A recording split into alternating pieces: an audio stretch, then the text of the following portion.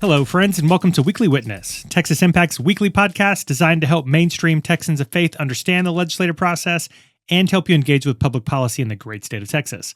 My name is Scott Atnip, your host and Texas Impact's Director of Public Witness, and we are recording this on Wednesday, August 6th, midway through the third week of the 30-day Texas Special Session No.1. I'm noting the day and time because things are moving quickly in Austin, and there's a decent chance that by the time we finish recording, something will have changed. And I can almost guarantee you that there will be a couple of noteworthy news cycles between now and the time you listen. But B's been away, and I'm about to leave for a few days, so we wanted to cover what we know as of now. And I can't imagine that this is going to be news to any of our listeners, but the special session seems to have stalled out, with many of the Texas House Democrats leaving the state to try to prevent the House from passing congressional redistricting. As a reminder, the Texas House needs 100 of the 150 members present in order to do business. Early this week, the House failed to make quorum a couple days in a row, so a call has been made on the House, meaning that law enforcement has been dispatched to bring missing members back to the Capitol. But historically, when they've left the state, they've been outside the bounds of Texas law enforcement's reach. If you've been watching the news or social media, you've seen a debate raging about whether the governor can expel members of the legislature from office, so I guess we're going to have to see how that plays out. Meanwhile, the Texas Senate has been taking up a series of bad bills, and the legislature has had a series of flood-related hearings while we wait to see what happens in the final week and a change of this legislative session and beyond. So joining us for today's conversation is going to be Texas Impact's Executive Director, B. Moorhead. I hope you enjoyed this week's conversation.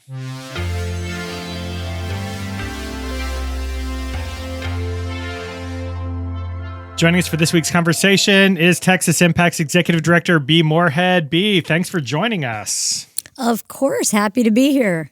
Is that real? Are you happy to be here? It's the middle of summer in a special session where Texas is in the middle of the national news. Do you really feel like you're happy to be here today, or are you just being polite? Okay. Full disclosure, 2 days ago, I was in Cleveland, Ohio, and it was 77 degrees. So, I mean, I'm always happy to be talking to you, Scott. That was nice. I'll give you that one. I'm always happy to be talking to you too, but I'm hoping in a few days to be, on a river or something like that. And right. I'm kind of ready for the Texas Legislature to not be meeting anymore. But all that said, it is an anniversary date for the Voting Rights Act. That's right. You mentioned as we came on, it's the 60th anniversary of the Voting Rights Act. Anything going on in relation to the Voting Rights Act that you can think of right now? I would say that in celebration of the Voting Rights Act, our entire country seems to be having a collective conversation about what we think voting rights really mean. And that is probably a good thing.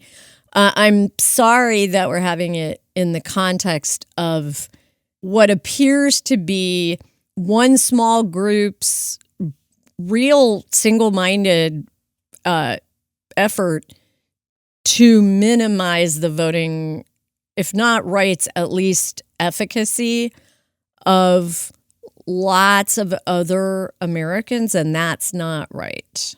Yeah, so let's talk about it. I mean, obviously the news of the week here in Texas and throughout the country is that the Texas House Democrats have fled, stalling out the first special session with about a week and a half left as of recording today on August 6th.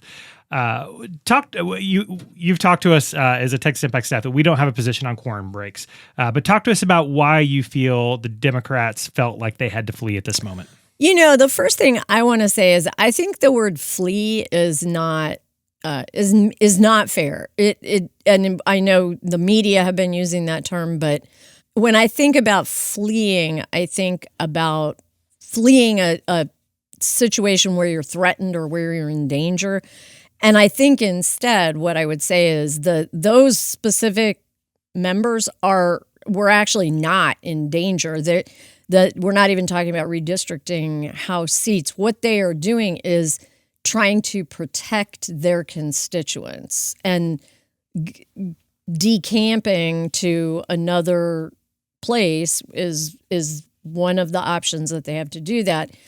I know we don't have a position now about partisan redistricting or, what the House decides to do and the way they do their quorum breaks. I mean, Right. We try to stay out of that stuff as much as possible.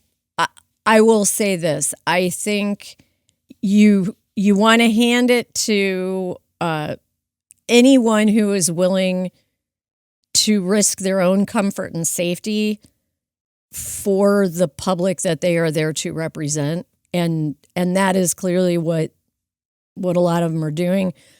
We didn't even know how much they were risking their own safety until this morning when there was a bomb threat in Chicago in the hotel where they are staying. So I have respect for that. I have respect for being willing to put your own comfort and safety behind the rights of your constituents. I also think it is really important for people to understand that the offices are working, that there are constituent services still happening, that the offices are still functioning and taking calls. So it's not as though not being here is making them not be doing their jobs. They're just not doing the one particular part of their job, which is voting on something they feel is really sincerely wrong. And you talk about putting things at risk. I think part of the narrative, as of recording today at noon, is conversations about whether or not those members will be expelled from the chamber. Anything you want to add about that piece of the conversation?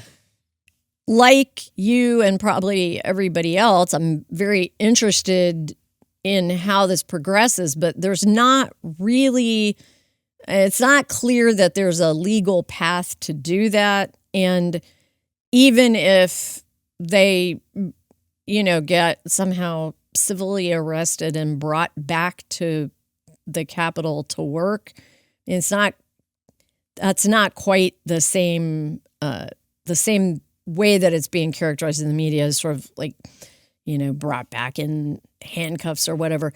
I think the thing about bribery is really an interesting wrong-headed road to go down.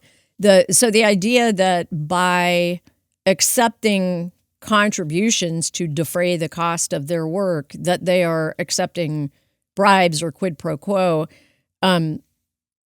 that's not going to turn out to be a viable legal theory either. And I think just that the norms of this state are that periodically seems like we have a group of legislators leave the Capitol rather than participate in a vote they think is wrong. And I don't know, I would say Texans, as long as I've been here, which is, I guess about as long as you've been alive, Texans see that as sort of an interesting, distinctive thing about our polity. Speaking of being in Texas a long time, I am a lifelong Texan and love the great state of Texas. Texas forever, all the things. However, that said, yesterday I was on a call with other interfaith advocates from around the country in a denominational gathering, and the question, as soon as I got on, somebody said, "Hey, look, speaking of Texas, here's Scott."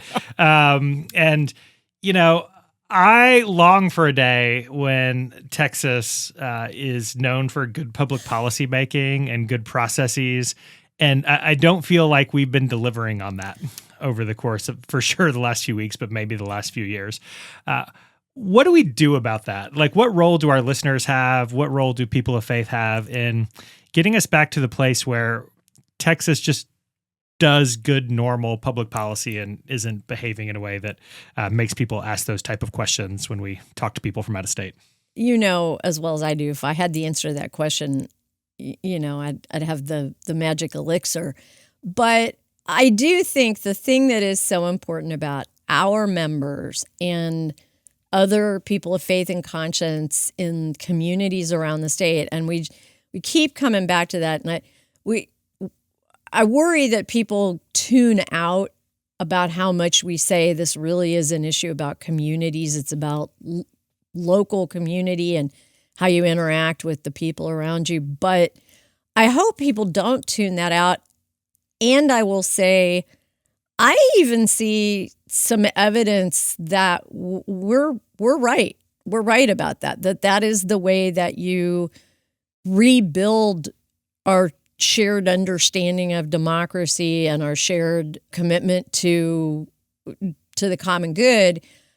We've seen, we have people in different communities around the state, in Houston, in North Texas, in San Antonio, in Lubbock, where they did not think about policy as a relationship building exercise that starts locally. And we have worked with them. They have been involved in advocacy through Texas Impact and their faith tradition. And they are doing it relationally now. And they are building those relationships and they are feeling stronger.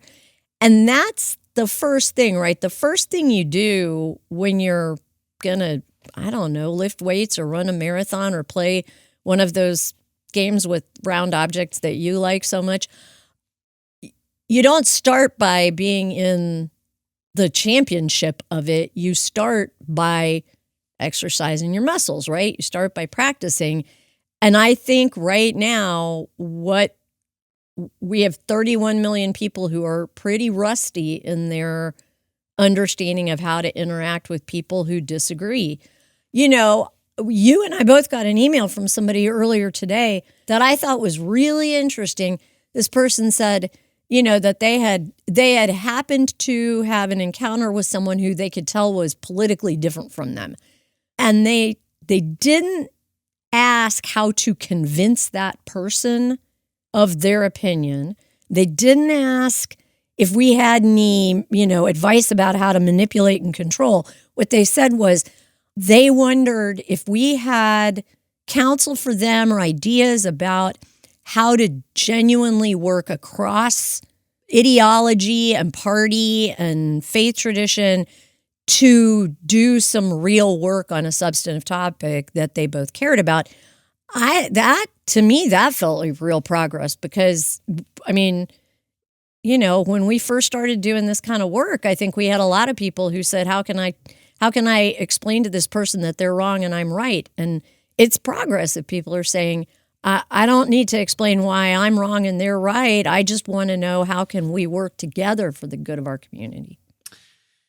I think part of the frustrating thing, and I'm going to go back to a conversation you and I had on this very podcast right after the voucher bill passed. Now, my recollection from that conversation is that we were both a little bit frustrated that there were some really good conversations that took place in the Capitol about how we could craft legislation in a way that made sense for local communities. And then a call came in from Washington, D.C. that upended all of that. And it seems like the same thing's happening here, right? Nobody was talking about congressional redistricting that I can remember during the regular session. Yep. And then all of a sudden there was a directive that came from D.C.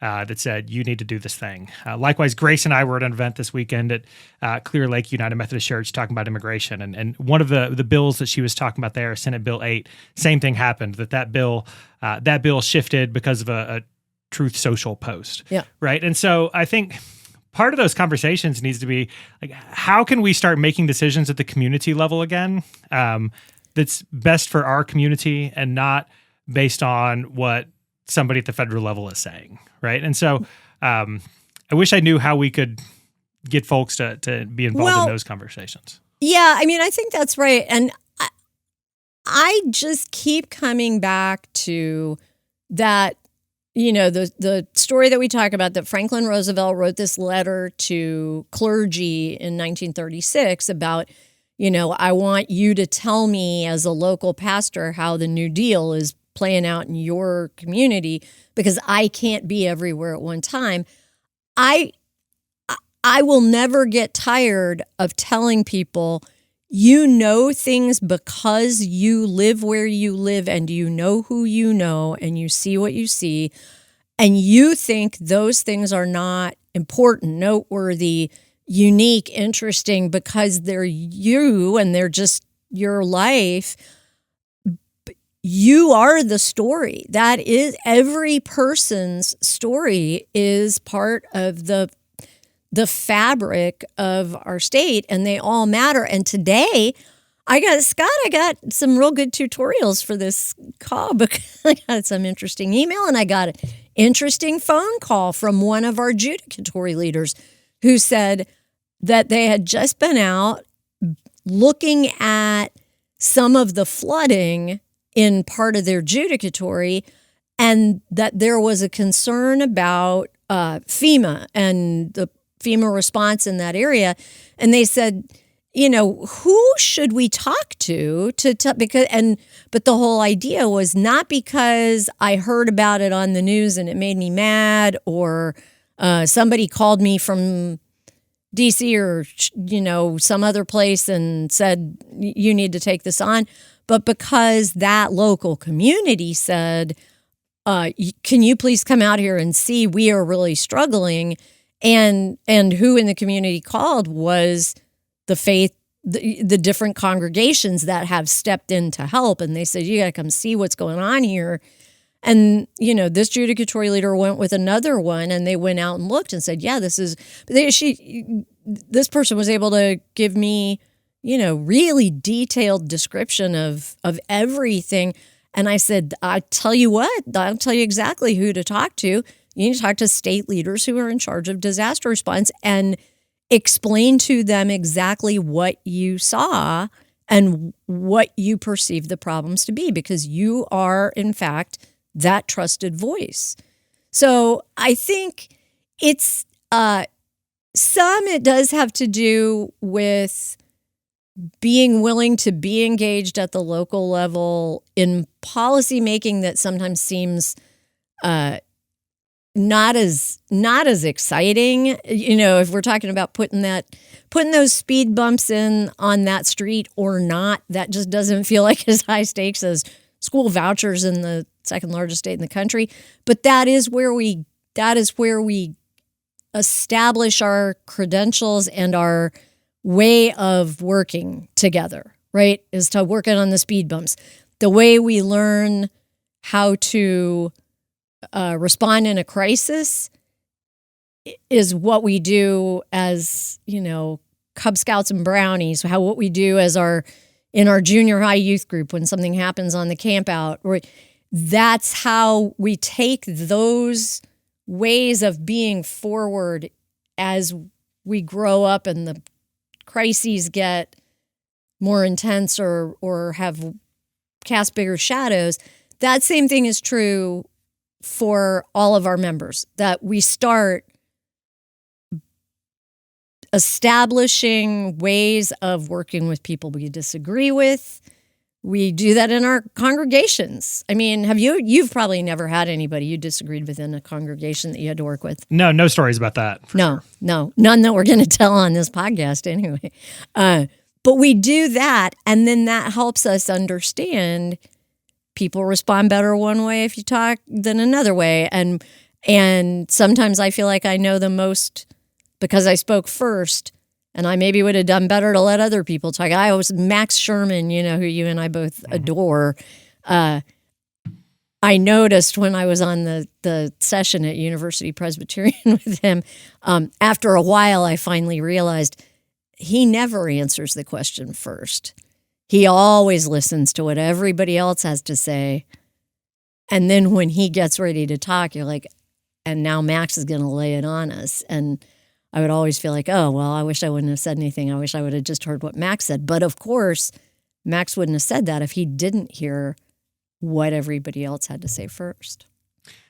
Well, so let's talk about the homework moving forward. I mean, it seems like, do we go into our legislators and candidates' office with a list of things that we do wish that they would work on? Like, we have real problems in our community with, in our state community about flooding. Here are some experiences we've had. We know that our food pantries are probably going to be struggling in the weeks and months to come. Our healthcare system is likely going to be in crisis in the coming years because of federal legislation. Like, here are a list of things that will transform people's lives that we want to have a conversation about fixing.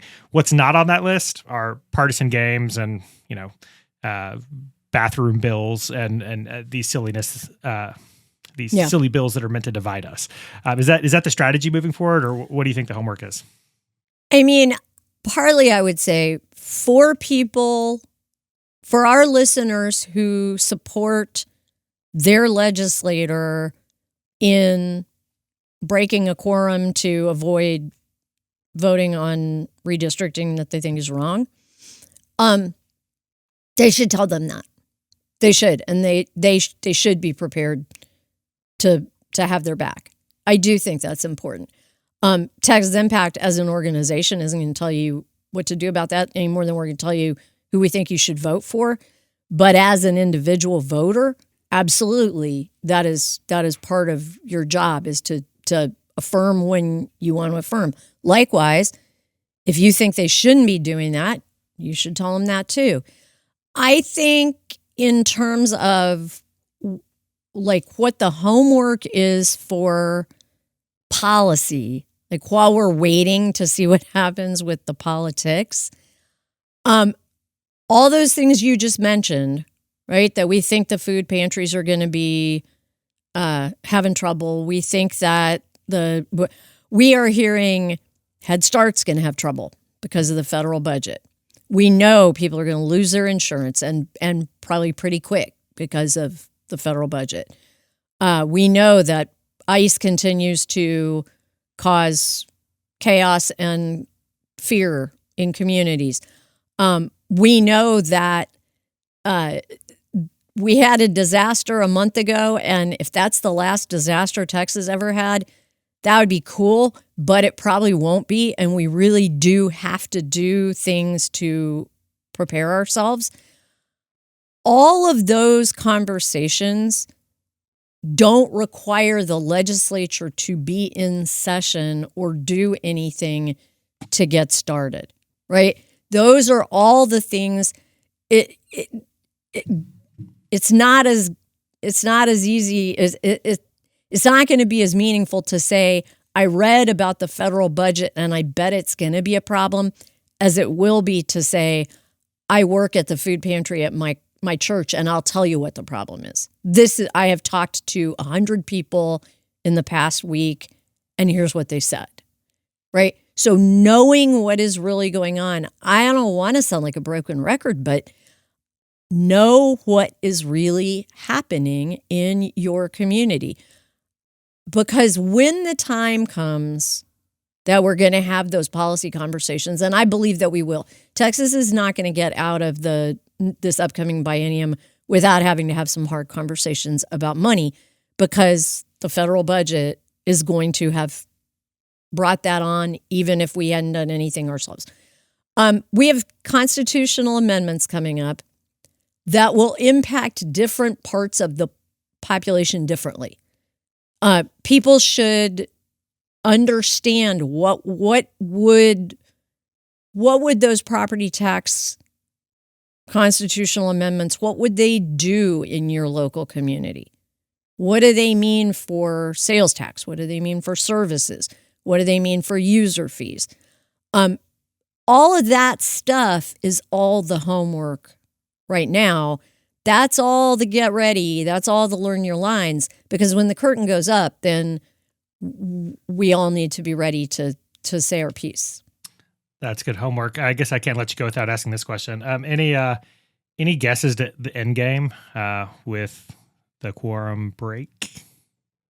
I mean, I think the history of quorum breaks has been pretty clear, right? It doesn't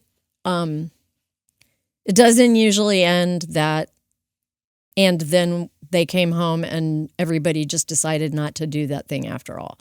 Usually the people in the positions of the most temporary assumed power get their way. I guess, as one Texan to another, I would say that's why we don't really think about the Alamo, right? Because it didn't work. Right. Yeah, it kind of seems like I would guess an effort to draw attention so other people in other places act, but I guess we'll see. So prediction, Special Session 2 will be called relatively soon, huh? Oh, I would assume so. One thing that Texas Impact will plan to do is, in advance of that special session, now we know what the federal budget situation is. I think there's a lot of questions that we have. Those questions ought to be on that call too. If we're going to have another special session, that's great. You know, in some other states, they weren't planning to have a special session and they called it because of the federal budget, because now they got to get their budget story straight. We probably need to think about that. And I would suggest, you know, congressional redistricting is just not an emergency for the state the way that 2 million people losing health insurance would be. Amen. And if you want to learn more about that, you can tune into our Marching Orders Monday when B joins us next Monday to talk about what's coming next, and the Monday after that, and probably a whole bunch of Mondays coming up if we continue to do them throughout special sessions, huh? Looking forward to that. I always love being on Marching Orders Monday. I would love nothing more than to have another break in Marching Orders Monday because there's not a session. But let me just say also, while I have a captive audience, the period that is just starting now, this interim, even though we're having a special, let's go ahead and say we're in the interim. The sunset review of all the health and human service agencies is just gearing up. And my hope is that we might even be having to have some, special Marching Order Monday just-in-time meetings just to talk about how to participate in that sunset process so that we can make progress on our health and human services system. All right. So with that, friends, there will be many more opportunities to learn about what's coming up in the weeks and months to come. We really appreciate the time today. Folks, make sure that you're signing up for all of the Texas Impact things at texasimpact.org and the Action Center so you can stay up to date. Thanks for tuning in, y'all.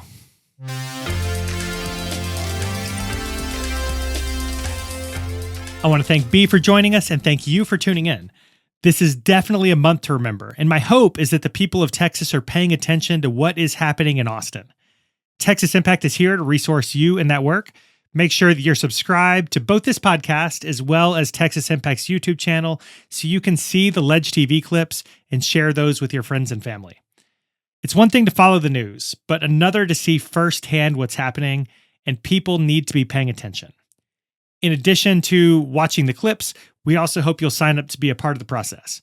Join a Texas Impact team. Go to texasimpact.org and click on the Action Center to find out how you can get involved. While you're on the website, I hope you'll take a moment to sign up to be a member of Texas Impact. Your membership supports this podcast and all of the work to engage Texans of faith to advocate for a more just and equitable Texas. So with that, I think it's time to close out this episode. So remember, the world needs Texans of faith active and engaged. So let's get to work.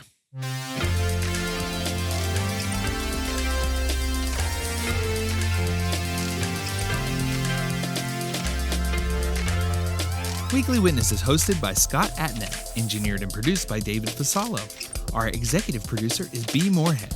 The opinions expressed on Weekly Witness are those of Texas Impact and our guests, and do not necessarily reflect the views of our sponsors.